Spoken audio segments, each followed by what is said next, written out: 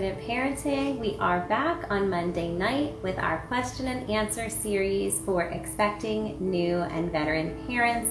I hope you've been enjoying these lives. We've had lots of great resources and experts come and join us.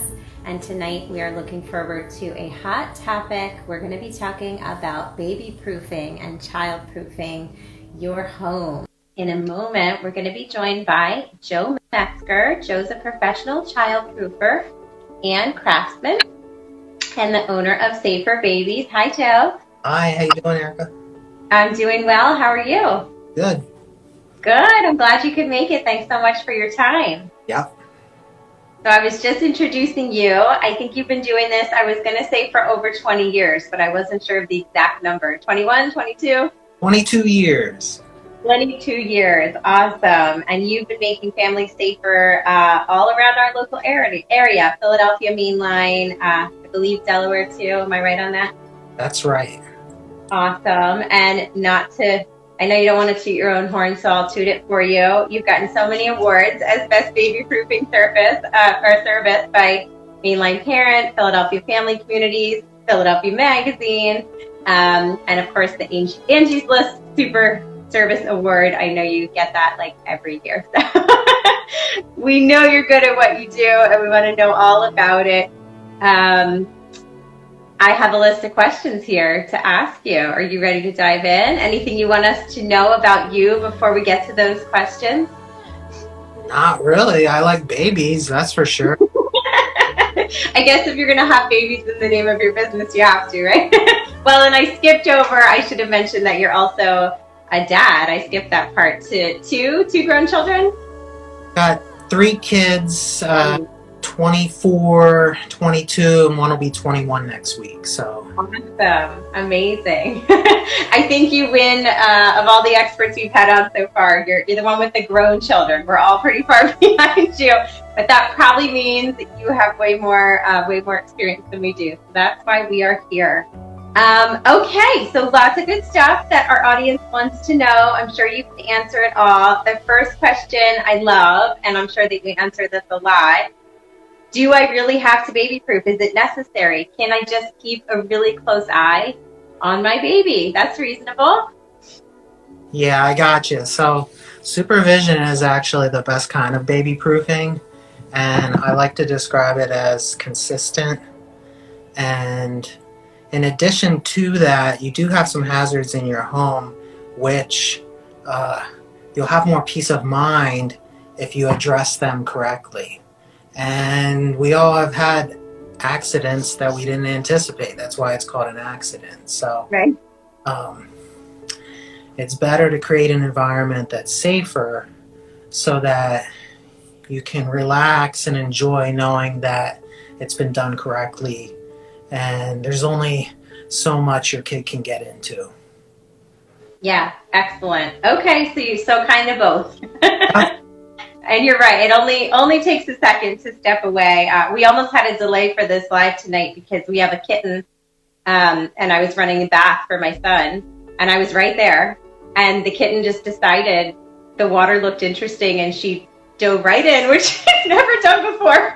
So we had a kitten in a bathtub, and she was not happy about it, and she couldn't get out. So thank goodness I was there to see what was happening. But you just have to step away for a minute, no matter how. I watch her like a hawk, and obviously she's not a human baby, but she's my baby right now. Right.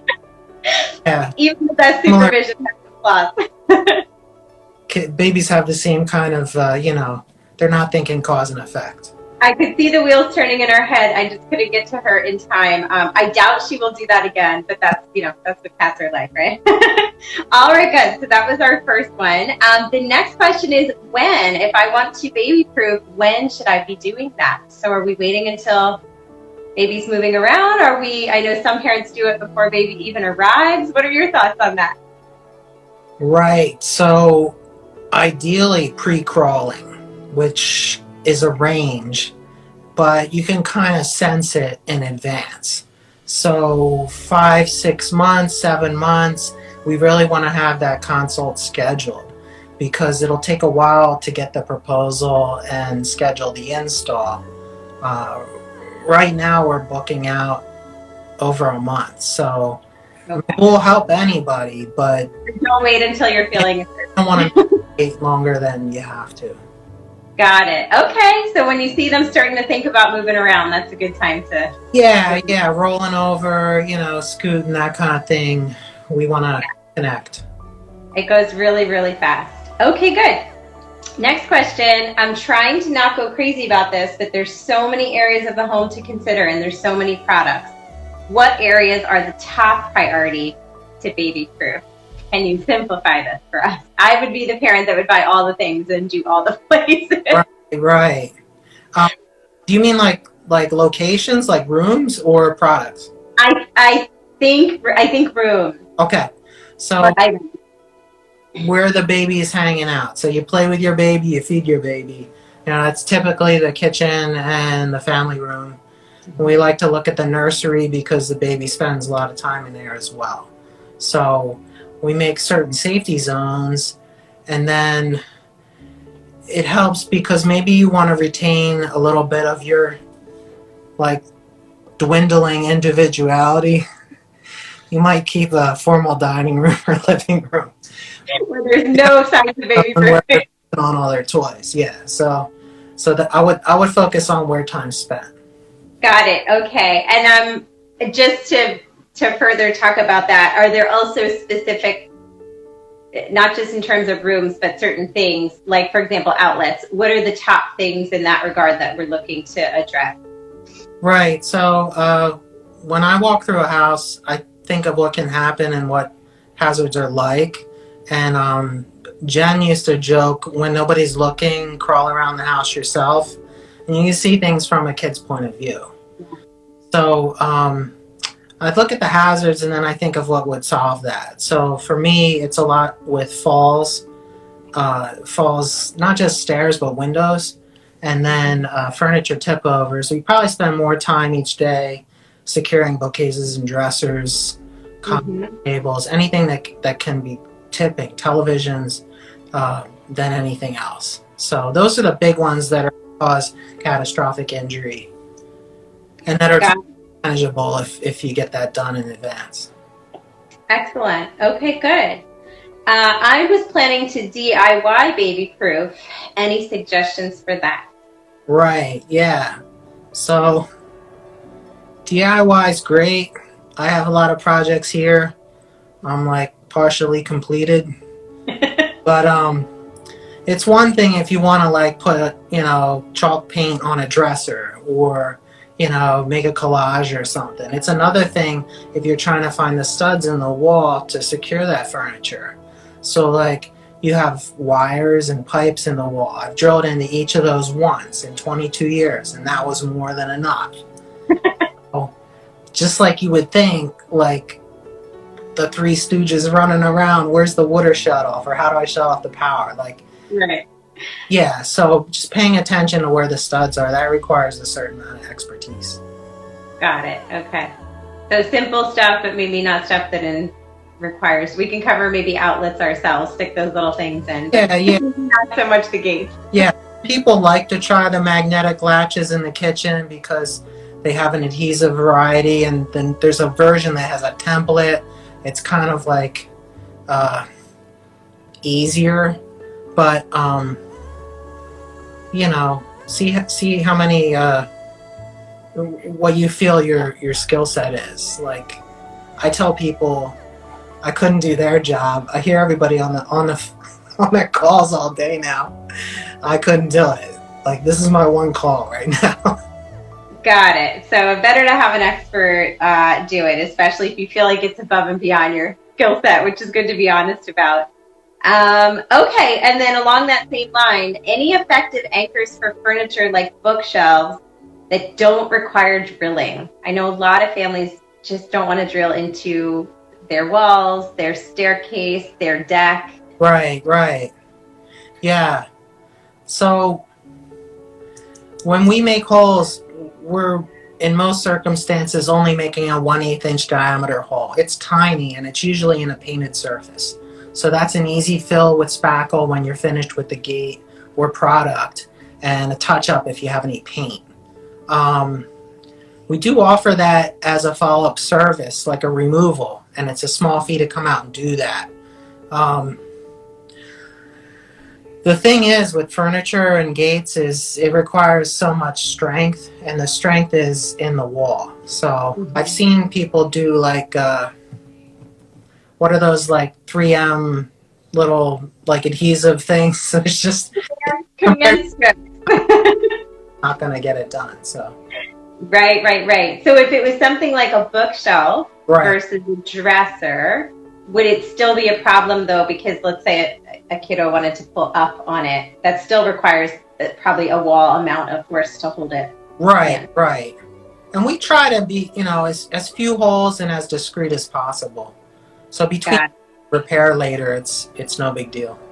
Okay, good to know. I hear this one a lot too. I hear it about cats, but this is about doggies. Is there a way to childproof a doggy door so our pup can still use it? Our toddler is getting curious. So I guess a little one could potentially fit through a doggy door. Right. Any special tricks for that? Any kind of pet door. I've seen cat doors for basement doors, dog doors for, usually the back door. But the concern there is the JPMA max width is 4 inches. So even like an average cat door is like 6, 8, 9 inches wide. So you have entrapment, which is a kid getting stuck. And once they're stuck, it can affect their breathing. They can also fall through and down. So we have some tricks for minimizing that, but it's difficult. I kind of give priority to the baby because that's what I do, and then I see how happy we can make everybody else, including. So there's not necessarily one solution. You kind of have to look at what you can make work in each scenario.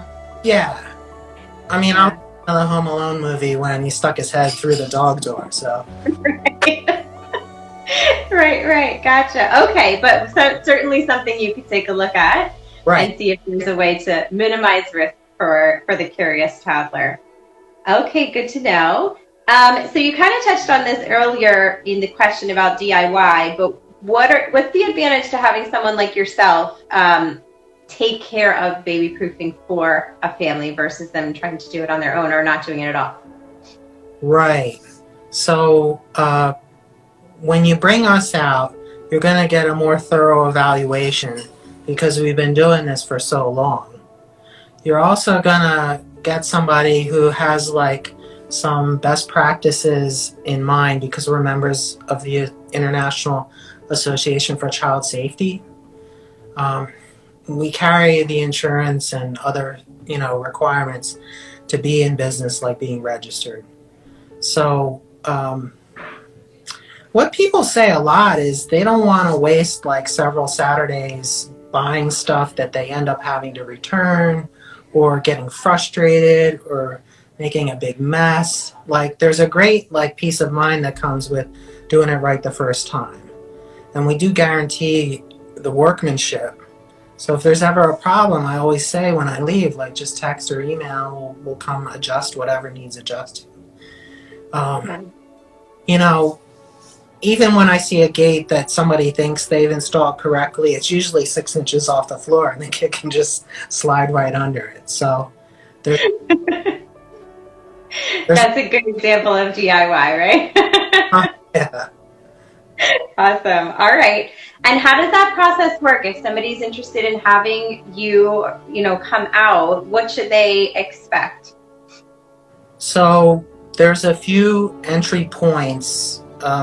Typically, we'll do an in-home consult, and that way we can walk through the house together and discuss the hazards and solutions, and then I send you an exhaustive proposal. You just pick and choose, I want this, I don't want that, let me know, and then I come out and install it. And then the past year or so, we've been doing the occasional virtual consult. So we can do that on FaceTime and kind of the same thing. It's a little tougher to count and measure, but I can get that info, from anybody with a tape measure. Yeah, for sure. Okay. And this is probably hard to answer. I'm sure you're going to say it depends, but how much does it cost to have a home professionally baby proofed? Right.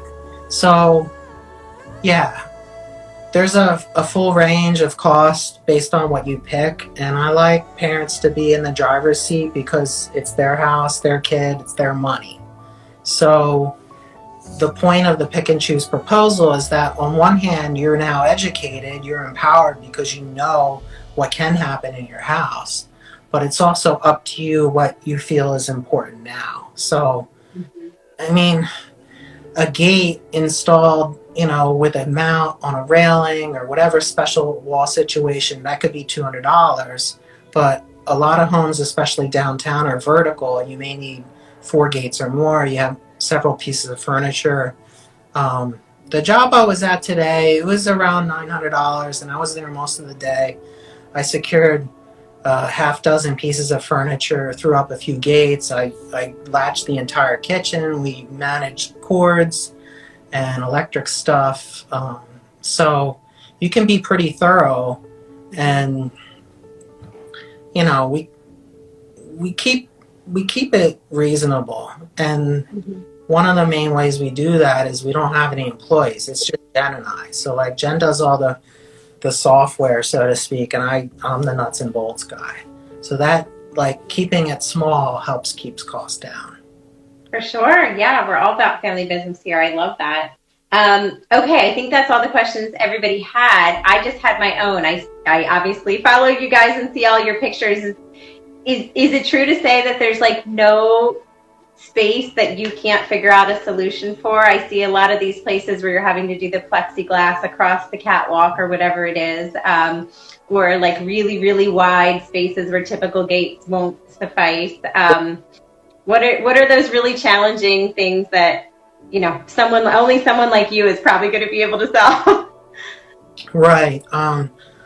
I like anything with variety because I've been doing it for so long. So this year I've seen more glass railings, so we can install gates on glass or metal or wood or whatever the case may be. We look at a lot of railings for what their height is and design and how sturdy they might be. Um, I don't do pool fence, but I have a guy refer for that. So that's something in this market. A lot of people are moving, and they might even move into some place that has a pool, and it wasn't even on their list. So, we can refer for pool fence. That's a special challenge. Right, right, right. And a lot of people with their decks in their properties, or even I've seen you go, I think, to beach properties as well. Yeah, yeah, decks, roof decks, outdoor spaces, that kind of thing. Gotcha. Awesome. Well, it's good to know that there's someone that can troubleshoot all that, because that when it's an unusual space, it can be really, really hard to figure out. And just lastly, remind everybody. So I know you said you're coming into homes. Are you vaccinated? What areas do you serve? Where can everybody find you? Tell us all that good stuff. Yeah, we were vaccinated early this spring.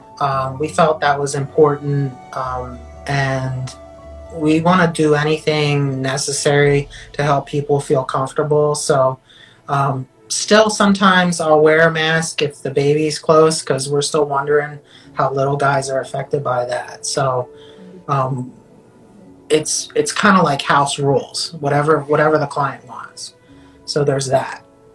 As far as service areas, right now we do most of our work in Philly and Main Line, but we'll go anywhere like the several counties surrounding Philadelphia and other locations. Okay, good. And just to clarify, coming out for the consultation, no one's paying anything until they decide what they want to have you install. Is that correct? It's generally free. If it's a real hike, like if it's in Newtown, Bucks County or something, there's going to be a travel fee, but you get a credit back when you schedule that install. Okay, great. So for most close areas, the in-home consultation is going to be free, which is great. And then families can decide from there what they want done on that exhaustive list Right, that you give them, and they can keep it low and reasonable if that's their preference. right, right. And then I didn't mention this earlier, but there is a way. Um, if you know exactly what you want, all you have to do is send you a rough list and we can send you a rough proposal. So, especially with how active things are this summer, sometimes somebody has a moving date, we want to get that information to them as soon as possible. It doesn't even have to be 100% accurate. It just has to give them a rough idea. Hey, I need 5 gates. It's going to cost this much. So, work with people's schedules. Awesome. And you said at the moment you're booking about a month out, which is great for you, but that means families need to think a little bit ahead. Yeah. To get in there. Good, good. All right. Well, I think that was everything I and the audience wanted to know. I love what you offer for families. I know it's really, really necessary. And of course, we've had you come out too, and it's just fun to have you hang out. So I was happy to have you hang out here. Anything else you want anybody to know about you, Jen, Safer Babies? Not really. I mean, this is my specialty. So other than that, I just kind of sit on the couch and eat ice cream. Right? I hear you on that. Yeah, that'll help me. Right? And we may need to have you come out to cat proof our home now that we have this kitten. All right. Well, and I think I skipped over where people can find you, but you're at Safer Babies on Instagram, saferbabies.com on the web. And I believe you just have a contact form on there where people can reach out. Right. That's great. Awesome. Thanks. Wonderful. Well, thank you so much for sharing your insights and your time. And I'm sure we'll have you back at some point in the future. Keep making those houses safe for all our families. Will do.